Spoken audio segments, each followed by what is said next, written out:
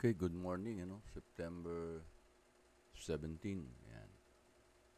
Combine natin yung signal ng Trading Central for the past few days. Trading Central is binibigay niya talaga is bullish signal. Ayan. So, ang target niya dito is TP2 3715, TP1 is 370, and ideal entry is 368947, and the 5-bot point is 3675. So sa Trading Central, yung 5-bot point niya, as long na yung price is above this 5-bot point, buy. Yan. So ayun yung mga TP1, TP2, and then the stop loss is 3667, stop loss 1, stop loss 2 is 3655. Medyo malayo na 3655. So para hindi tayo nahihirapan sa pag-update ng chart, we get the signal from the Trading Central, pero we use the pivot channel. So view, navigator, we use the pivot channel to update our chart dun sa mga significant area. So pagkumparahin lang natin again for the sake ng mga bagong member ng community.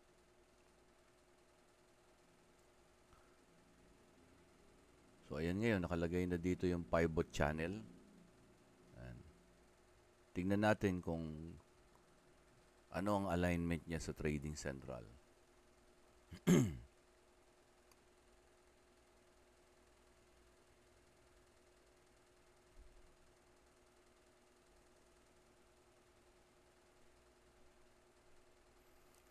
So if the Trading Central is 3715, the 5-bot channel is 3717. So there's a difference of around 3, no? 3715, 3717. TP1 is 3703. Dito sa 5-bot channel is 3703. So parehas, sakto halos, which is our new all-time high and a monthly resistance. And then our 3687, 3689. So the 3689 is the 5-bot point. Dito sa Trading Central, ito yung ideal entry. Dito naman sa 5-bot channel, this is the 5-bot point. Ibig sabihin, ito yung ideal entry, the 5-bot point. Dito sa Trading Central, 3675 is the stop loss 1 ng 5-bot channel. If we will align yung sarili natin dito, ibig sabihin, this is the ideal entry, the 5-bot dito, and anything above this ideal entry is buy. And then, if ma-hit itong 3675, which is the stop loss 1, invalid na yung ating buy sell o yung buy signal na ito. So, yun yung ginagawa ko on my chart, ano?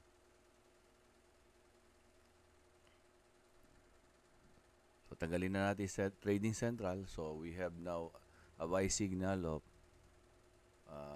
buy buy signal, target at 3717 or below or above 3717, and then we have a stop loss of 3675. Yan.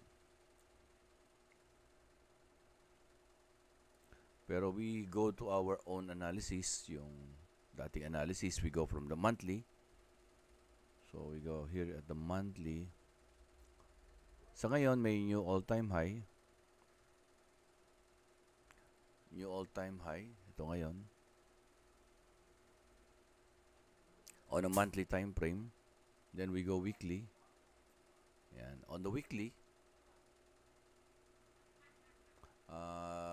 there is a bullish order flow Ibig sabihin, yung flow ng order is bullish, pataas ng pataas. Ayan. Makikita natin because all candles are green, ano? And there is a break of structure. Kung sisilipin mo talagang mabuti, there is a break of structure dito. A new break of structure. Ayun, ayun siya. Ayan.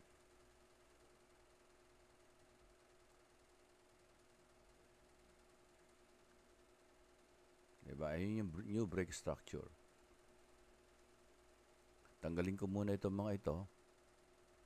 Yan, yan pa lang makikita nyo na, o makikita na natin, dito, may break of structure dito. Dito, may break of structure dito. Kasi ito, this is already a uptrend. Yung candles na yan, pag tinignan mo sa loob. So, nagkaroon ng break na structure dito. Dito, ganun din, uptrend na rin yan. Then, nagkaroon ng break structure dito. Ayun, nagkaroon ng pullback. Dito, nagkaroon ng pullback. Dito, break na structure din dito yan. Yun, break structure, and then may pullback. Ayan, kagabi. Medyo malalim yung pullback na yan kagabi. Kaya, medyo possible na nagkaroon na stop losses na marami. Sukatin natin na yun. Magmula doon sa break na structure. So, that is 436. So, grabe yung pullback na yun. Kaya, kahit ako na stop loss ako kagabi. Okay na tapos biglang bumalik. Pero ganun talaga. Medyo nagtaas pa naman ako na stop ng lot size ko kagabi ng 0.02. But we will never stop learning, you know. So ngayon nakikita natin the order flow is bullish order flow. Then we go down daily. Dito sa daily,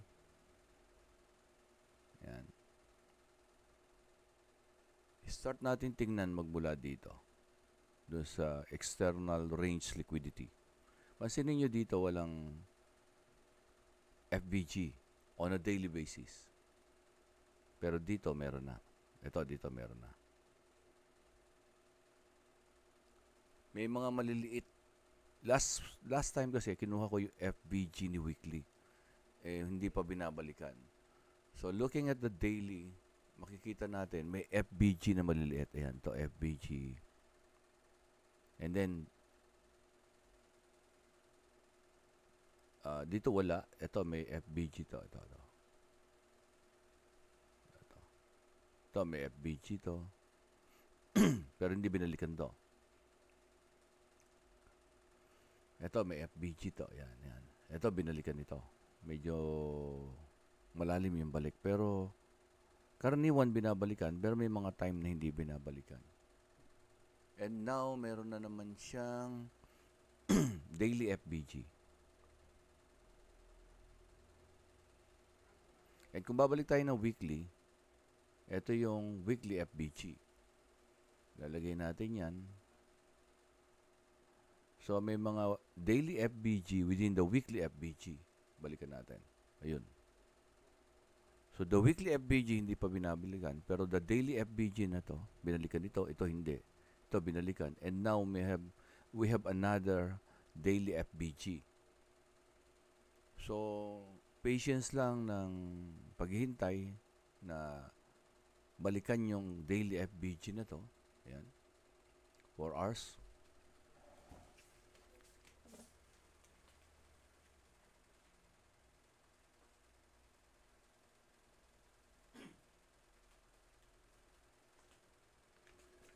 So,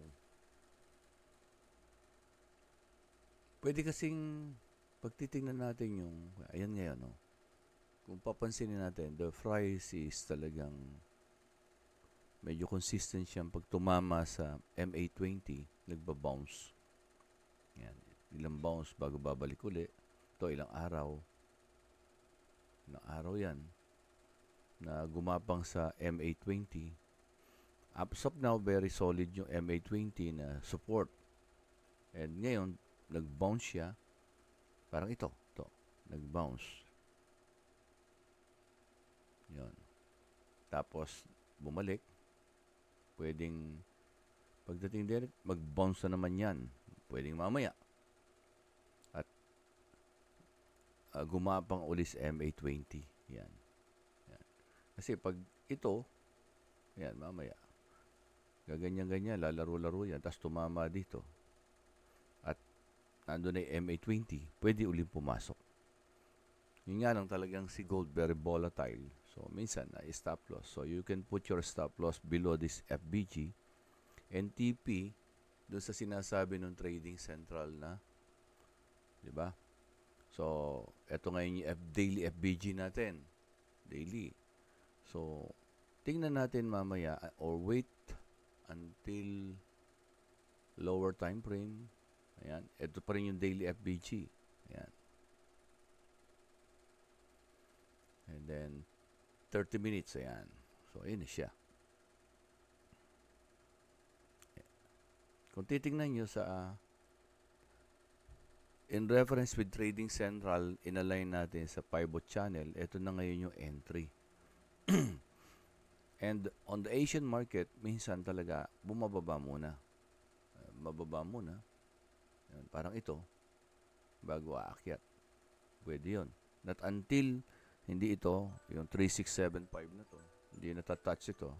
So, the bullish signal is still valid.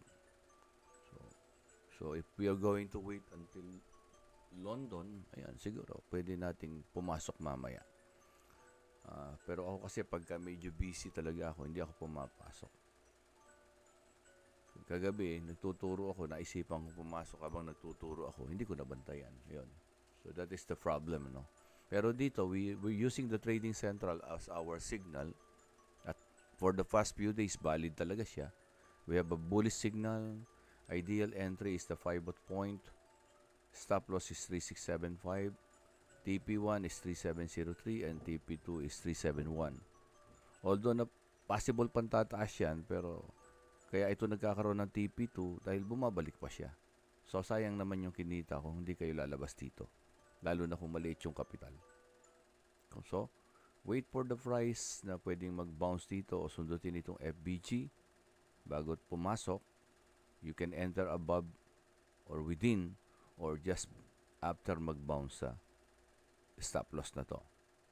So, your stop loss can, pag dito ka pumasok, you can put your stop loss above, below this 3660. Kasi ito yung FBG ng daily na possible na balikan.